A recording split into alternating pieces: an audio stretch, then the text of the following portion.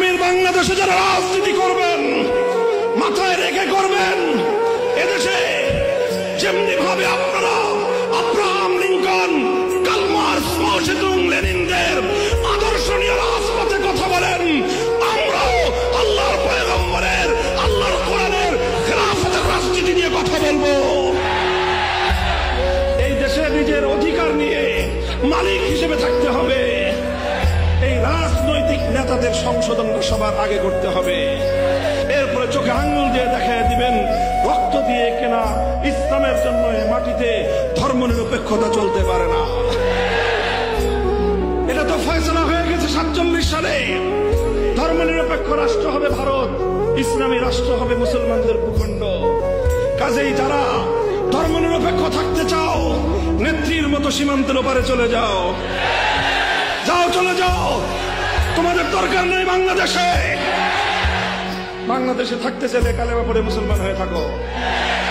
দুনিয়ার অনেক নেতারা বিপ্লবের পরে ভাষণ দেয়, দুনিয়ার অনেক নেতা কর্মী, অনেক নেতা নেত্রীরা জাতির উদ্দেশ্যে অনেক বক্তব্য দিয়েছে।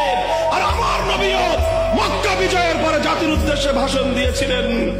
পরিবর্তন তালাশ করো, মিলিয়ে দেখো পৃথিবীর ইতিহাসকে পরিবর্তন করার জন্য কেমন বক্তব্যের প্রয়োজন আর কেমন চিন্তা চেতনার প্রয়োজন। আল্লাহর নবী বললেন, হে আমার কওম, হে আমার জাতি, শুনে রাখো, ইন্নামা হালাকা মান কানা ক্বাবলাকুম ইযা সারাকা ফীহিমুদ দাঈফ আকামু আলাইহিল হদ ওয়া ইযা সারাকা ফীহিমুশ শরীফ তারাকুহু। তোমাদের পূর্ববর্তী জাতিগুলোকে আল্লাহ ধ্বংস করে দিয়েছেন। কি ছিল তাদের অপরাধ? কোন কারণে তাদেরকে ধ্বংস করা হয়েছে?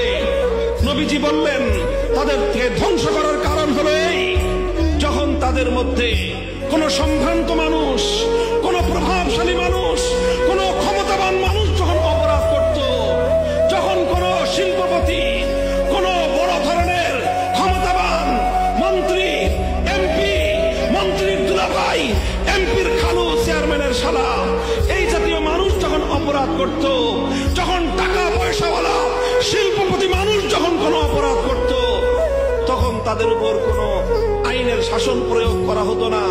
সিস্টেম করে তাদেরকে বাঁচিয়ে দেওয়া হতো, তাদেরকে মুক্তি দেওয়া হতো। ওয়াইদা সারাকা ফীহিমুদ দাঈফ, আর ওই একই অপরাধ যখন কোন দুর্বল করত, কোন গরিব মানুষ, কোন মেহনতি মানুষ, কোন রিকশাওয়ালা, কোন ঠেলাগাড়িওয়ালা, কোন নৌকার মাঝি, কোন কৃষক, কোন শ্রমিক, কোন মজদুর, রাস্তার টোকাই, দরিদ্র মানুষ যখন সেই একই অপরাধ করত, এবার গোটা রাষ্ট্রযন্ত্র মিলে আইনের শাসন 100 ভাগের জায়গায় 200 ভাগ কায়েম করত।